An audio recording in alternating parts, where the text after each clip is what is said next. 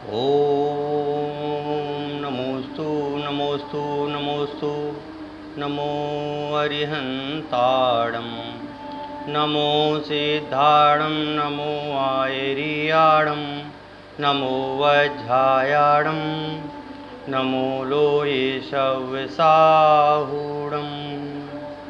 मङ्गलं भगवान् वीरो मङ्गलं गौतमो गणी मङ्गलं कुन्दकुन्दाद्यो जैनधर्मोऽस्तु मङ्गलं सर्वमङ्गलमाङ्गल्यं सर्वकल्याणकारिकं विधानं सर्वधर्माणां जैनं जयतु शासनं जैनं जयतु शासनं जैनं जयतु शासनम्।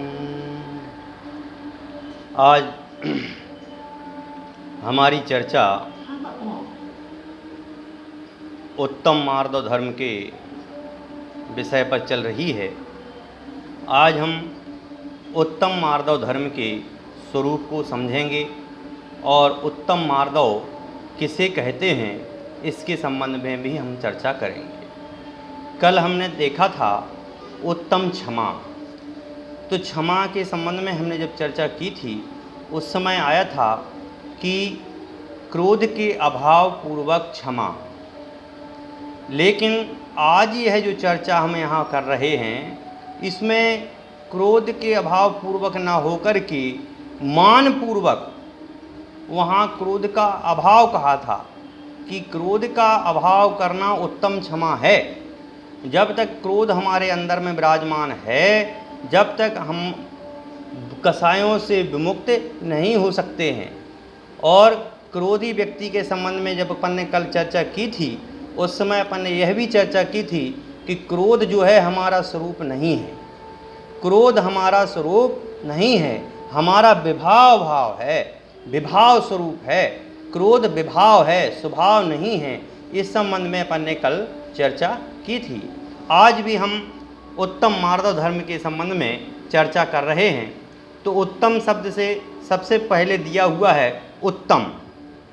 उत्तम क्या है कि जो सर्वश्रेष्ठ हो, कि जो लोक में सबसे महान हो। और वह महान क्या है लोक में? संसार सागर से पार होने के लिए महान क्या है? तो कह रहे केवल अपनी आत्मा का चिंतन। और वह आत्मा का चिंतन कैसा? कि अपने शुद्ध स्वभाव रूप परिणति का होना। और शुद्ध स्वभाव परिणति कब होगी? जब हमें सम्यक दर्शन होगा, जब वस्तु के यथार्थ स्वरूप को समझेंगे, जब वस्तु का हम स्वरूप जानेंगे, उसका अनुभव करेंगे, तब हमें यथार्थता प्राप्त होगी ना। तो उस सम्यक दर्शन पूर्वक मान कसाय का अभाव हो जाता है। जैसे ही सम्यक दर्शन होता है मान कसाय का अभाव हो जाता है और हमें क्या प्रकट हो जाता है? मार्दव धर्म की प्राप्ति हो जाती है। तो उस मार्दव धर्म की जो प्राप्ति होती है उसके संबंध में यहाँ पर अपन देखते हैं। सर्वप्रथम क्या दिया हुआ है मार्दव धर्म की अपन परिभाषा में यदि अपन देखें तो इसमें क्या दिया हुआ है कि मार्दव स्वभावी आत्मा के आश्रय से। मार्दव स्वभावी आत्मा कौन सी है? जो मान का अभाव कर चुकी, जिसके अंदर में रंच मात्र भी मान नहीं है, जिसके अंतर में किंचित मात्र भी किसी रूप का अपने आप में बड़प्पन नहीं है। मैं तो ज्ञानी हूँ, इस प्रकार का मान नहीं है। उस आत्मा के बारे में चर्चा चल रही है कि जो मार्दव स्वभावी आत्मा है, उस मार्दव स्वभावी आत्मा के आश्रय लेने पर जो शांति स्वरूप पर्याय प्रकट होती है। कब प्रकट होती है? जब मान के अभाव रूप, जब मान कसाय वहाँ नहीं होती है, मान नहीं होता है, तब जाकर के हमें शांति स्वरूप पर्याय प्रकट होती है। क्रोध के अभाव पूर्वक कहा था, यहाँ मान के अभाव रूप, मतलब मैं वहाँ मान का अभाव करने की बात कही थी। यहाँ मान को अपन रखते हैं, छोड़ते नहीं हैं, इसलिए मार्दव धर्म प्रकट नहीं होता है। मार्दव धर्म प्रकट कराना है तो हमें अपनी आत्मा में, हमें अपने स्वरूप में मार्दव स्वभावी आत्मा को चिंतन करना पड़ेगा। और उस चिंतन के आश्रय से अपने आप ही मान कसाय का अभाव हो जाएगा, और उस मान कसाय के अभाव हो जाने पर हमारी शुद्ध परिणति प्रकट होगी, और वह जो शुद्ध परिणति प्रकट होगी वही मार्दव स्वभावी आत्मा कहलाता है, वही मार्दव धर्म कहलाता है। धर्म की चर्चा जब भी चलती है तो 10 धर्मों को अपन सामने ले लेते हैं, लेकिन धर्म 10 नहीं है, वस्तु का स्वरूप जो है वह धर्म एक ही है, द्रव्य स्वभाव आत्मा का धर्म एक ही है। तो उसी आत्मा को जानने के लिए जो लक्षण बताए गए हैं कि भाई क्रोध नहीं करना, मान नहीं करना, लोभ नहीं करना, ये नहीं करना, वो नहीं करना। अरे भैया धर्म तो एक है। यदि आपने एक आत्मस्वरूप को जान लिया, एक आत्मस्वरूप को पहचान लिया, तो आपके 10 लक्षण प्रकट हो जाएंगे। आप उत्तम क्षमा के धारी हो जाएंगे, उत्तम मार्दव के धारी हो जाएंगे, उत्तम मार्दव के धारी हो जाएंगे। तो वही बात कह रहे हैं कि मार्दव, फिर आगे क्या कहा, कोमलता का नाम मार्दव है, सरल स्वभावी होने का नाम मार्दव है। जब तक हमारे अंदर में सरल स्वभाव प्रकट नहीं होगा, जब तक मार्दव धर्म की प्राप्ति होना असंभव है। आगे क्या कहते हैं देखते हैं। मान किसे कहते हैं? क्या कहा कि मान किसे कहते हैं? तो कहा घमंड को मान कहते हैं। हम देखते हैं अनेक प्रकार से अपन लोग देखते हैं कि भाई जितने भी प्रकार का है वहाँ पर अपन जब देखते हैं, इस संबंध में जब चर्चा करते हैं तो अपन क्या देखते हैं कि जो आत्मा है वह आत्मा तो घमंड करता नहीं है, घमंड करने वाला तो कोई दूसरा है, और वह दूसरा कौन है? हमारा अपना। हम कुल का मद करते हैं, ये हम उच्च कुल के हैं, जाति का मद करते हैं, रूप का मद करते हैं, ज्ञान का मद करते हैं, करते कि नहीं? धन का मद करते हैं, बल का मद करते हैं, तप, प्रभुता, ये 8 मान के भेद हैं। जब जब हम इन संबंध में अपन बात करते हैं तो यही बात आती है, तो कहते हैं कि यह जो है मान के 8 भेद कहे गए। मान क्यों होता है भाई? मान के आपने बताया 8 भेद होते हैं, ये होता क्यों है? जब जीव ऐसा मानता है कि शरीर, पैसा, घर, संपत्ति आदि मेरे हैं, मैं इनका मालिक हूँ, तब व्यक्ति को मान होता है। कब मान होता है? जब ये कहता है ये शरीर मेरा है, ये शरीर मेरा है, ये पैसा मेरा है, ये घर संपत्ति मेरे हैं, ये दोस्त यार मेरे हैं, जो भी है ये सब मेरा है, मैं इनका मालिक हूँ। बोलिए वास्तव में हम मालिक हैं क्या? कहते हैं भैया हम तो अपने स्वयं के मालिक नहीं हैं, तो पर के मालिक कैसे बनेंगे जब हम अपने शरीर के मालिक नहीं हैं? शरीर में अनेक प्रकार की बीमारियों से ग्रस्त हो जाते हैं, कभी ये दुखता है, कभी वो दुखता है, कभी ये दुखता है। अरे शरीर के स्वरूप की क्या आप प्रशंसा करते हो? ये शरीर क्षण मात्र की वस्तु है। 9 द्वार गहे घिनकारी, यस देह करें किम यारी है। लौकिक में अपन कहते भी हैं अरे भैया इस शरीर तो नश्वर है। तो अब आप विचार कीजिए, और इसी शरीर का अपन क्या करते हैं? घमंड करते हैं। सुबह से शाम तक शरीर की पुष्टि करने में लगे रहते हैं, ये लगाना, वो लगाना, ये क्रीम, वो क्रीम है।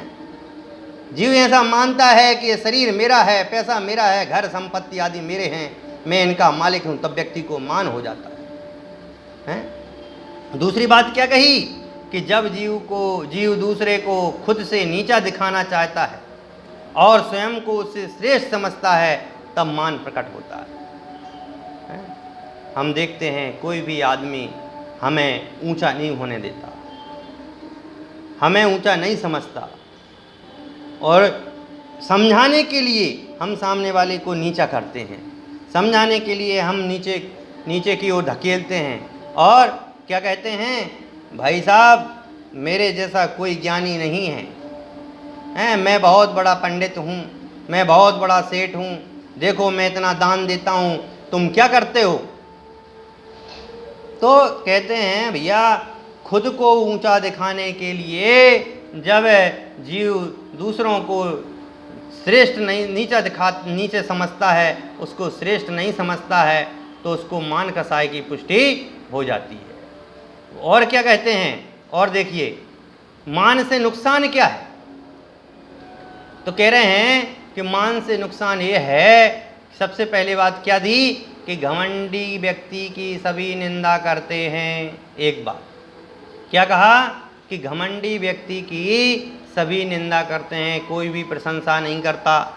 अपन देखते हैं लोग जो घमंडी होता है मुंह पे तो बोल जाता है, पीठ पीछे लोग आग उससे कहते हैं देखो भैया कैसा है।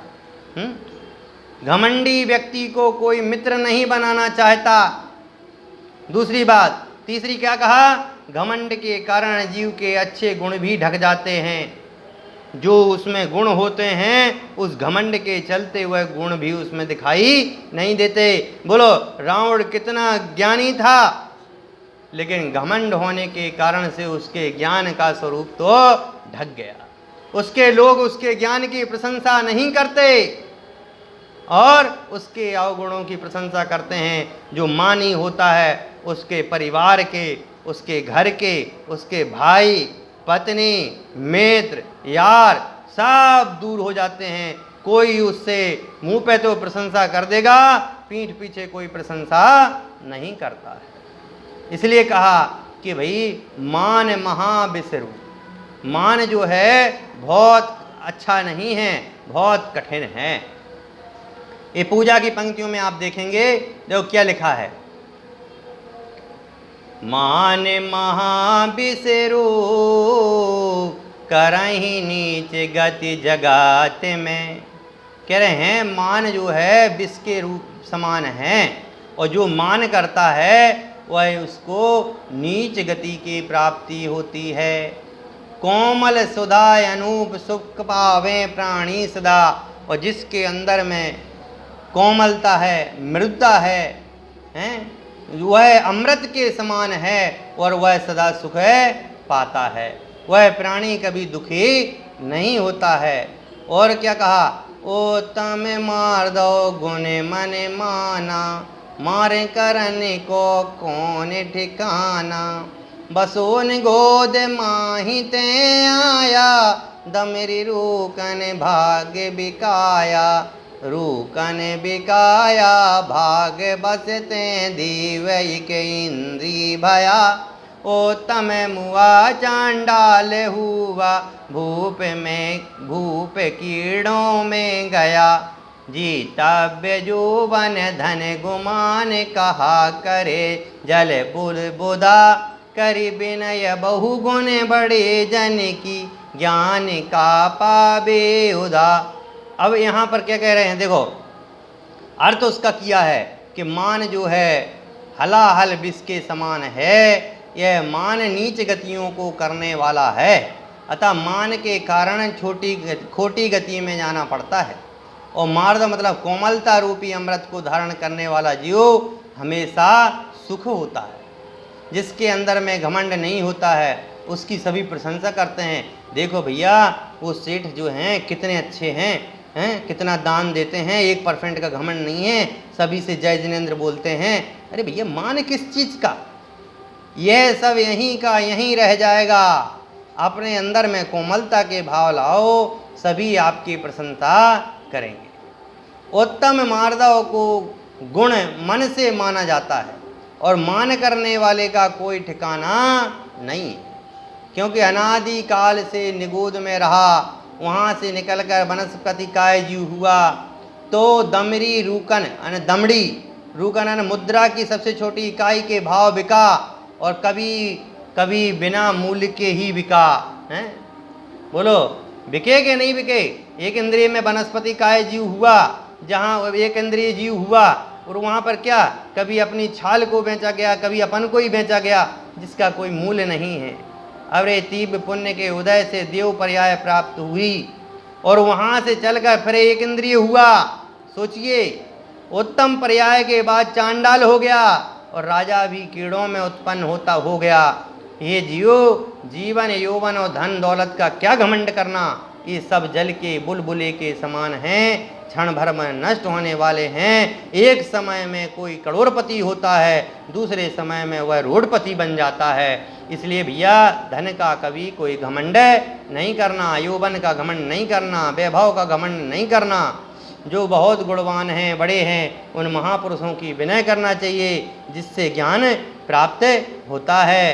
तो ऐसा इसमें स्वरूप अपन देख रहे हैं कि जो सरल स्वभावी होता है, उस सरल स्वभावी के अनेक प्रकार से सुख यहाँ पर बताए गए हैं। यहाँ अपन उदाहरण में भी देखते हैं कि उत्तम मार्ग धर्म में प्रसिद्ध कौन है, तो भरत चक्रवर्ती, 6 खंड का अधिपति, फिर भी वह उसको एक किंचित मात्र भी मान नहीं था, और मान के कारण दुर्गति को प्राप्त हुआ। वो कौन था? ये रावण। आप देख रहे हैं यहाँ रावण बना हुआ है कि वह मान के कारण से ही दुर्गति को प्राप्त हुआ है। और क्या कहा? मार्दव मेरा धर्म है, मानी को ना शर्म है, मान कसाय न करना है, कोमलता को धरना है। मान से रावण नरक गया, मार्दवी भरत को मोक्ष हुआ। कि मार्दव भैया मेरे धर्म है, हैं? मानी को ना शर्म है, उसको एक किंचित मात्र भी शर्म नहीं होती है। मान कसाय कभी नहीं करना चाहिए, और हमें अपने अंदर में मृदुता को धारण करना चाहिए। यह बात अपन ने इसमें देखी है कि, और इसमें एक कहानी भी है जो संक्षेप में आपको बताऊंगा। कह रहे हैं कि अब्राहम लिंकन एक बार अपने गांव के नज़दीक एक जनसभा को संबोधित कर रहे थे। भाषण के बीच एक महिला खड़ी होकर बोली, अरे यह राष्ट्रपति है, यह तो हमारे गांव के मोची का लड़का है। अपने प्रति ये अपमानजनक शब्द सुनकर लिंकन ने बड़े ही विनम्र शब्दों में उस महिला से कहा, मैडम आपने बहुत अच्छा किया, जो उपस्थित जनता से मेरा यथार्थ परिचय करा दिया। मैं वही मोची का बेटा हूँ। क्या मैं आपसे एक बात पूछ सकता हूँ? महिला ने कहा, अवश्य। लिंकन ने पूछा, क्या आप यह बताने का कष्ट करेंगी कि मेरे पिताजी ने आपके जूते आदि तो ठीक तरह से मरम्मत किए थे ना? आपको उनके कार्य में कोई शिकायत तो नहीं मिली? उस महिला ने सफाई देते हुए कहा, नहीं नहीं, उनके कार्य में कोई शिकायत नहीं मिली, वे अपना काम बड़ी अच्छी तरह से करते थे। तब लिंकन ने उत्तर दिया, मैडम जिस प्रकार मेरे मोची पिता ने अपने कार्य में आपको कोई शिकायत का मौका नहीं दिया, उसी प्रकार मैं भी आपको आश्वस्त करता हूँ, चाहता हूँ कि आपने मुझे राष्ट्रपति के रूप में सेवा देने का जो मौका दिया है, उसे मैं बड़ी कुशलता के साथ निभाऊंगा, और मेरी कोशिश रहेगी कि मेरे काम में आपको कोई शिकायत का मौका नहीं मिलेगा। इस प्रकार से हम देखते हैं जब एक राष्ट्रपति जो है, इस राष्ट्रपति जो बड़े पद पर होता है, वह उसको मान नहीं है। हमारे पास तो कुछ भी नहीं है, फिर भी हम मान करते हैं। यह शरीर, संसार, शरीर, भोग, यह पुद्गल मात्र, पूरा जिसको अपन दुनिया कहते हैं, यह पुद्गल ही है, और यह पुद्गल ही रह जाता है, और आत्मा आत्मा ही रहता है। कहा भी है, जल गलाए तो मैं गलता नहीं, अग्नि जलाए तो मैं जलता नहीं, मैं सदा ज्ञाय के स्वभावी आत्मा, आत्मा हूँ, आत्मा हूँ, आत्मा, आत्मा हूँ, आत्मा हूँ, आत्मा। इस प्रकार से आप सभी अपने अंतरतम में अपने आत्मस्वरूप को पहचान करके अपने आत्मस्वरूप में स्थिर हों, और किसी प्रकार से क्रोध आदि, मान आदि कसायों का पूर्ण रूप से त्याग करें, और अपने स्वरूप में सम्यक दर्शन को प्रकट करके सम्यक ज्ञान पूर्वक चारित्र को धारण करते हुए अपनी आत्मा को प्राप्त हों। इसी मंगल भावना के साथ मैं अपनी वाणी को विराम देता हूँ। जावाणी के ज्ञान तैं सूझे लोकालो, सो वाणी मस्तक नमो सदा देते हूँ। नवोकार मन।